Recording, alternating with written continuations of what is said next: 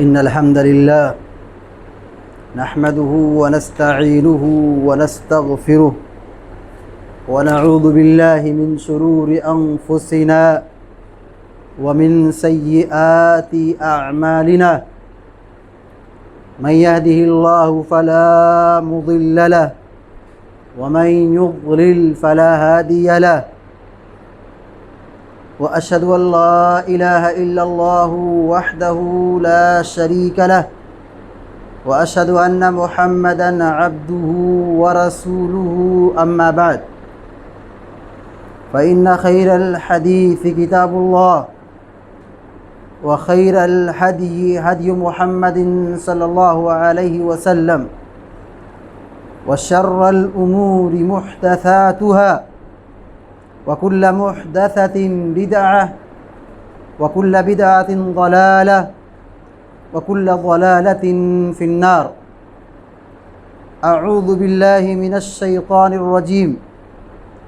يوم نقول لجهنم هل امتلأت وتقول هل من مزيد وأزلفت الجنة للمتقين غير بعيد هذا ما توعدون لكل أواب حفيظ من خشي الرحمن بالغيب وجاء بقلب منيب ادخلوها بسلام ذلك يوم الخلود لهم ما يشاءون فيها ولدينا مزيد. فقال الله عز وجل في مقام آخر وأقيموا الصلاة وآتوا الزكاة. وقال النبي صلى الله عليه وسلم لا يزال العبد في صلاة ما كان في مصلاه ينتظر الصلاة وتقول الملائكة اللهم اغفر له اللهم اغفر له حتى ينصرف أو يحدث. رواه مسلم. حاضرین جمعہ، اسلامی شریعت میں نماز کی بڑی اہمیت ہے، بلکہ نماز ہی دین کی اصل بنیاد ہے. جس نے نماز کی حفاظت کی اس نے دین کی حفاظت کی، اور جس نے نماز کو ضائع کر دیا وہ دین کو ڈھا دیا. یہ مسئلہ اہل علم کے درمیان مختلف ہی رہا ہے، آیا کہ جو آدمی نماز نہیں پڑھتا وہ مسلمان ہے کہ نہیں. اکثر علماء نے کہا ہے کہ جو آدمی مسلسل نماز نہیں پڑھتا ہے، نماز چھوڑتا ہے، علماء نے اس کے کفر کا فتویٰ دیا ہے. اور بعض اہل علم نے کہا کہ اگر وہ سستی اور کاہلی کی بنیاد پر چھوڑتا ہے تو بہت بڑا مجرم ہے، بہت بڑا گناہ گار ہے، جہنم میں لے جانے والا عمل ہے. نماز کی پابندی کرنا چاہیے. نماز کے بارے میں قیامت کے دن سب سے پہلے سوال ہوگا. جس کی نماز درست ہوگی وہ آدمی کامیاب ہوگا، کامران ہوگا، جنت کا حقدار ہوگا. اور جس کی نماز میں خلل اور کمی واقع ہوئی تو وہ آدمی خسارے میں ہوگا، نقصان میں ہوگا، جہنم میں ہوگا. اللہ تعالی ہم سب کی حفاظت فرمائے اور نماز کی پابندی کرنے کی توفیق عطا فرمائے. آج کے اس جمعے کے خطبے میں با جماعت نماز پڑھنے کے سلسلے میں کچھ باتیں رکھی جائیں گی. اسلامی شریعت میں نماز کی جب اہمیت ہے تو نماز سے جڑی ہوئی جتنی چیزیں ہیں سب کی اہمیت. جیسے نماز ہم مسجد میں پڑھتے ہیں، مسجد کی اہمیت ہے. نماز ہم جماعت سے پڑھتے ہیں، جماعت کی اہمیت ہے. نماز ہم امام کے پیچھے پڑھتے ہیں، امام کی اہمیت ہے. نماز ہم مسجد کے لیے آتے ہیں تو مؤذن اذان دیتا ہے تو مؤذن کی اہمیت ہے. با جماعت نماز پڑھنے کے سلسلے میں بڑی تاکید آئی ہے. اس میں بھی علماء کرام کے درمیان اختلاف ہے. اکثر علماء نے یہ کہا ہے کہ نماز جماعت کے ساتھ پڑھنا فرض اور ضروری ہے، اور بعض علماء نے کہا کہ سنت مؤکدہ ہے. علی کل حال پیارے نبی علیہ السلام کی احادیث اور آپ کی تعلیمات اس بات پر دلالت کرتی ہے کہ ہم جماعت کے ساتھ پابندی کے ساتھ نماز کی حفاظت کریں، نماز پڑھیں۔ اللہ رب العالمین نے قرآن کریم کے اندر بے شمار جگہوں پر نماز اور زکوٰۃ کی پابندی کا حکم دیا ہے۔ وَأَقِيمُوا الصَّلَاةَ وَآتُوا الزَّكَاةَ، 10 آیتیں قرآن کریم میں، نماز پڑھو زکوٰۃ دو، نماز پڑھو زکوٰۃ دو۔ نبی کریم صلی اللہ علیہ وسلم باجماعت نماز کی اہمیت بیان فرماتے ہیں، صلاۃ الجماعت افضل من صلاۃ الفض ب27 درجہ۔ تنہا نماز پڑھنے کے بالمقابل جماعت سے جو نماز پڑھی جاتی ہے، جماعت والی نماز 27 درجہ فضیلت رکھتی ہے۔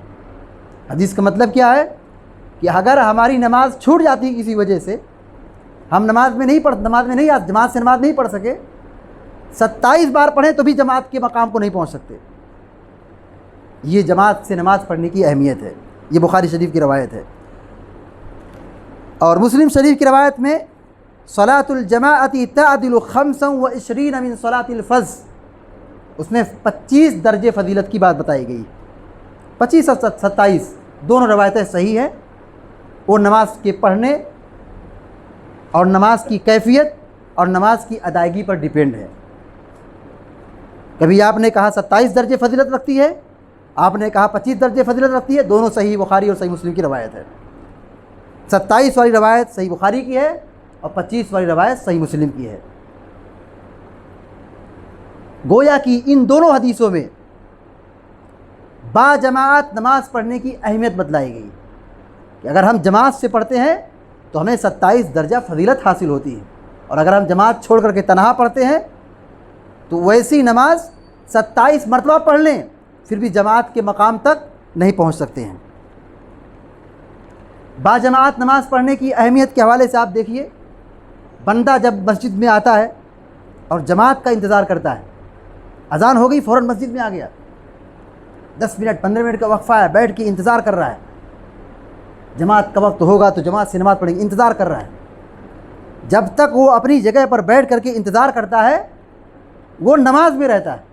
نبی کریم صلی اللہ علیہ وسلم فرماتے ہیں لا یزال العبد فی صلاۃ ما کان فی مصلاہ ینتظر الصلاۃ، کہ بندہ جب اپنی جگہ پر نماز پڑھ کے بیٹھتا ہے اور فرض نماز کا انتظار کرتا ہے، تو جب تک اپنے مصلی پر بیٹھ کر کے اپنی جگہ پر بیٹھ کر کے نماز کا جماعت کا انتظار کرتا ہے، وتقول الملائکۃ اللہم اغفر لہ اللہم اغفر لہ، فرشتے مسلسل دعا کرتے ہیں کہ اللہ اس کو بخش دے، اس کو بخش دے، اس کو معاف کر دے۔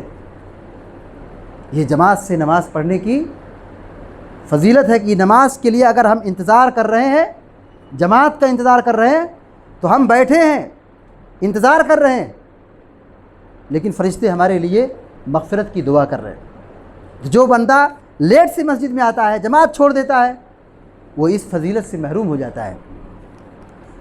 پیارے نبی صلی اللہ علیہ وسلم فرماتے ہیں من صلی للہ 40 یوما فی جماعت یدرک التکبیرۃ الاولی کتب لہ براءتان من النار وبراءۃ من النفاق۔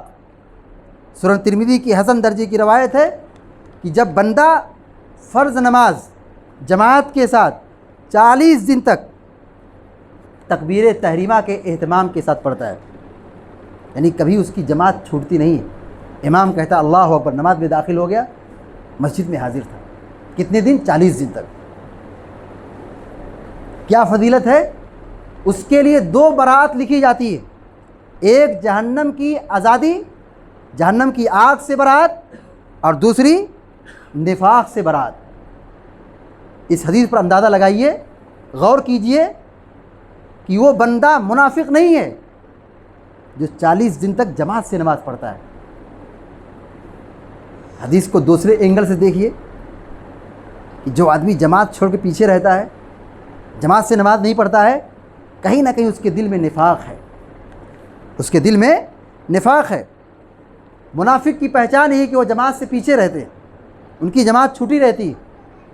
پیارے نبی صلی اللہ علیہ وسلم نے صحیح مسلم کے اندر فرمایا لا یزال قوم یتأخرون حتی یؤخرهم اللہ، کچھ لوگ ہیں جو پیچھے ہمیشہ رہتے ہیں، ہمیشہ لیٹ رہتے ہیں، ان کی پہچان لیٹ لکھی جاتی بن جاتی ہے، وہ پیچھے رہتے ہیں یہاں تک کہ اللہ تعالیٰ ان کو پیچھے کر دیتا ہے، یعنی وہ آنا چاہتے ہیں وہ پہلے آنا چاہتے، نکلنا چاہتے، لیکن وہ توفیق سے محروم ہو چکے۔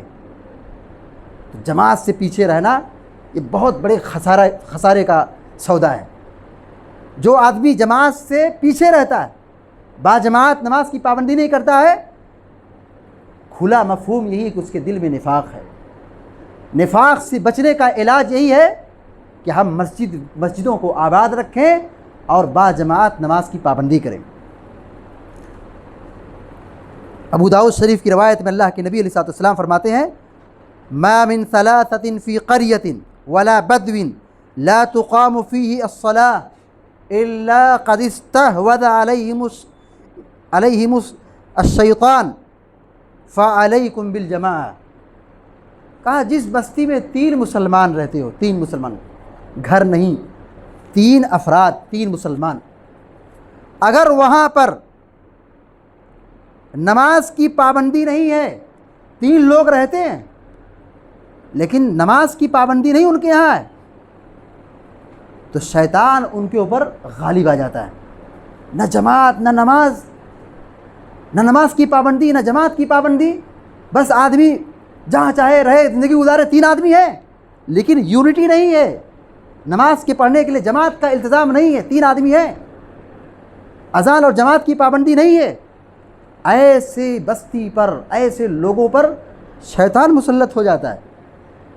اللہ کے نبی صلی اللہ علیہ وسلم نے فرمایا، فَعَلَيْكُمْ بِالْجَمَاعَةِ، اے لوگو جماعت کو لازم پکڑو۔ اس حدیث میں یہ پیغام دیا جا رہا ہے، یہ نصیحت دی جا رہی ہے کہ ہم جہاں بھی رہیں نماز کی پابندی کریں۔ صحیح الترغیب کی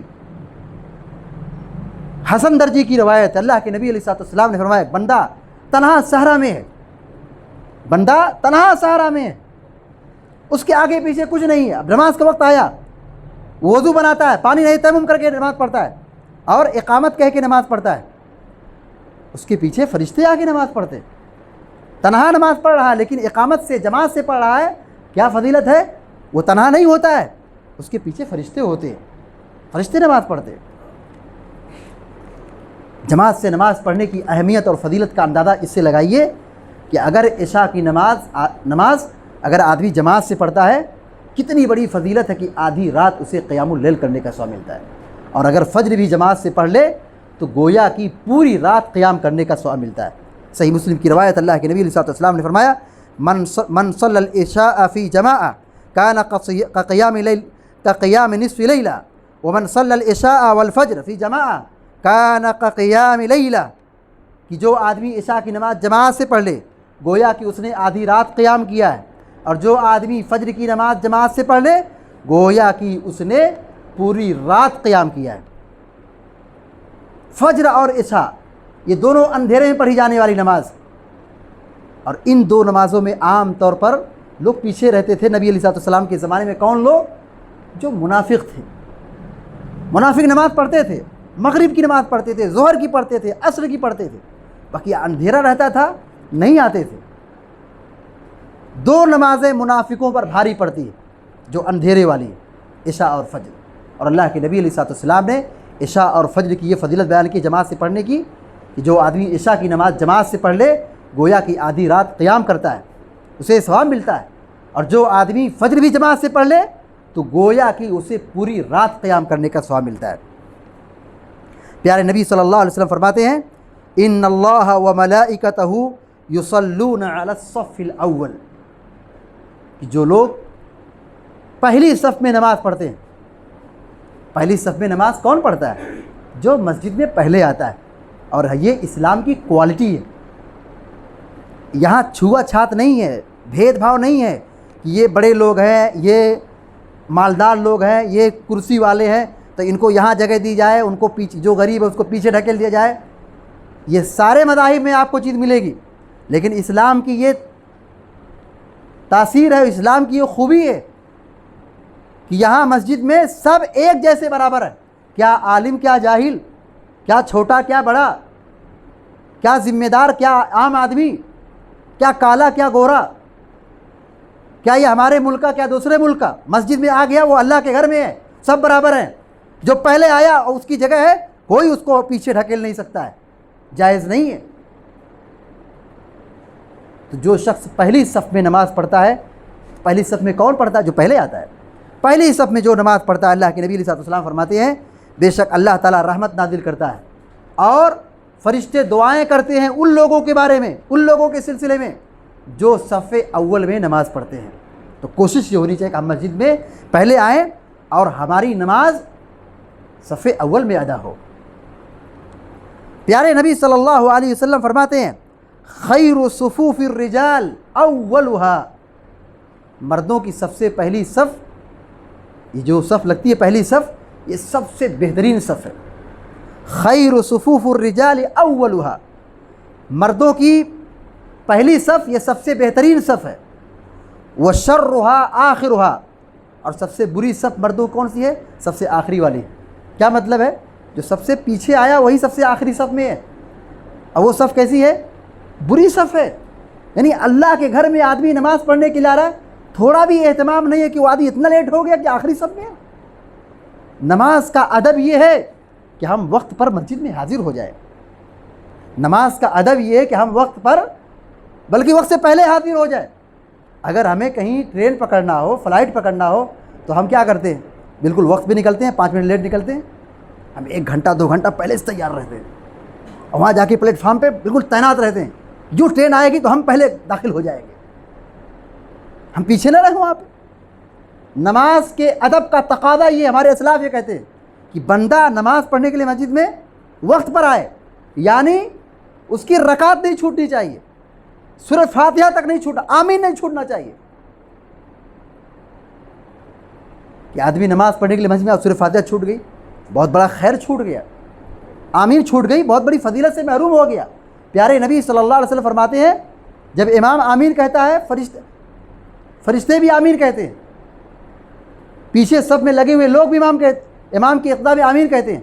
اذا امن الامام فامنوا، پیارے نبی صلی اللہ علیہ وسلم فرماتے ہیں جب امام آمین کہے تم بھی آمین کہو، اور جس کی آمین فرشتوں کی آمین کے موافق ہو گئی، برابر ہو گئی، وقت کے اعتبار سے، طریقے کے اعتبار سے، اس کے سارے گناہ معاف کر دی جاتی ہے۔ اتنی بڑی فضیلت ہے۔ تو ان احادیث کا تقاضا یہ ہے، تعلیم یہ ہے کہ ہم نمازوں کی حفاظت کریں اور باجماعت نماز پڑھیں۔ اللہ نے جوانی کی نعمت سے مالا مال کیا، صحت کی نعمت سے مالا مال کیا ہے، اس جوانی کو ہم اللہ کی بندگی میں گزاریں۔ اس کا کیا مقام ہے؟ پیارے نبی صلی اللہ علیہ وسلم فرماتے ہیں سبعۃ یظلھم اللہ فی ظلہ۔ آج احساس نہیں ہے، آج احساس نہیں ہوتا، لیکن قیامت دن احساس ہوگا۔ جب لوگوں کو اس کا درجہ اور ثواب ملے گا تو ہم ہاتھ ملتے رہ جائیں گے، ارے فلاں کو اتنا بڑا مقام۔ 7 ایسے لوگ، پیارے نبی صلی اللہ علیہ وسلم فرماتے ہیں 7 ایسے لوگ ہیں جن کو اللہ تبارک و تعالیٰ اپنے عرش کے سائے میں جگہ عطا فرمائے گا، اور اس دن حشر کے میدان میں عرش الہی کے سوا کوئی سایہ نہیں ہوگا۔ ان میں سے ایک شخص وہ ہوگا شاب نشا فی عبادت اللہ، ایسا نوجوان جس نے اپنی جوانی کو اللہ کی بندگی میں گزارا۔ اللہ کی بندگی کیا ہے؟ توحید و ایمان کے اقرار کے بعد، صحیح عقیدے کے قبول کرنے کے بعد سب سے بڑی ذمہ داری ہم مسلمانوں کی نماز کی پابندی ہے، اور جماعت سے نماز پڑھنے کی پابندی ہے، یہ ہماری ذمہ داری ہے۔ اور اسی حدیث میں آپ صلی اللہ علیہ وسلم آگے فرماتے ہیں وَرَجُلٌ قَلْبُهُ مُعَلَّقٌ بِالْمَسَاجِدِ، ایسا آدمی جس کا دل مسجد سے لگا ہوا ہو۔ کیسے لگا ہوا ہو؟ مسجد میں نماز کا پڑھنا، جماعت کا اہتمام کرنا، مسجد کے انتظام اور انصرام کی فکر کرنا، جو مسجد سے بالکل جڑا ہوا ہو، لگا ہوا ہو، ایک نماز پڑھ کے جاتا ہے، دوسری نماز کی فکر ہے، جماعت سے فکر ہے، تو ایسا آدمی اللہ رب العالمین کے عرش کے سائے میں جگہ پائے گا۔ یہ جماعت سے نماز پڑھنے کی ایک اہم ترین فضیلت ہے۔ آپ اندازہ لگائیے جماعت سے نماز پڑھنے کے سلسلے میں علماء نے کیا کہا ہے؟ کہا یہ واجبات میں سے ہے، فرائض میں سے، اور دلیل کیا پیش کی ہے؟ پیارے نبی صلی اللہ علیہ وسلم مصلی پہ کھڑے ہوئے، بخاری شریف کی روایت، اور آپ کہتے ہیں میرا جی چاہتا ہے کہ مصلی چھوڑ کر کے، مسجد چھوڑ کر کے جاؤں اور ایسے گھروں کو آگ لگا دوں جو مسجد میں نماز کے لیے نہیں آتے، جماعت سے نماز نہیں پڑھتے۔ آگ لگانے کی بات کی ہے، یعنی ایسے لوگوں کو دنیا میں رہنے کا کوئی حق نہیں ہے۔ نبی رحمت کا یہ ارادہ تھا، لیکن آپ نے چھوڑ دیا یہ سوچ کر کے گھر میں کچھ مجبور لوگ ہو سکتے ہیں، بچے ہیں، عورتیں ہیں، کمزور لوگ ہیں، ورنہ نبی کا ارادہ دیکھیے، نبی کی سوچ دیکھیے۔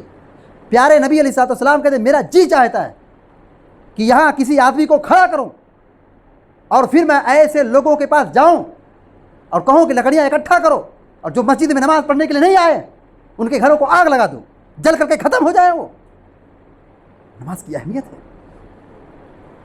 ہم اور آپ گھروں میں پڑے رہیں، مسجد کے بازو میں ہمارا گھر ہو، مسجد کے بازو میں ہماری دکان ہو، اور ہمیں شرم نہیں آتی کہ جماعت کھڑی ہو رہی ہے اور ہم بیٹھ کر کاروبار کر رہے ہیں۔ یہ بہت افسوس کی بات ہے۔ اسی لیے اللہ کے نبی صلی اللہ علیہ وسلم نے جماعت سے نماز پڑھنے کی بڑی تاکید کی ہے، اور صحابہ اکرام اس زمانے میں گھڑی نہیں تھی، مسجد سے اذان ہوتی تھی، اذان کی آواز سن کر کے مسجد میں دوڑ پڑتے تھے۔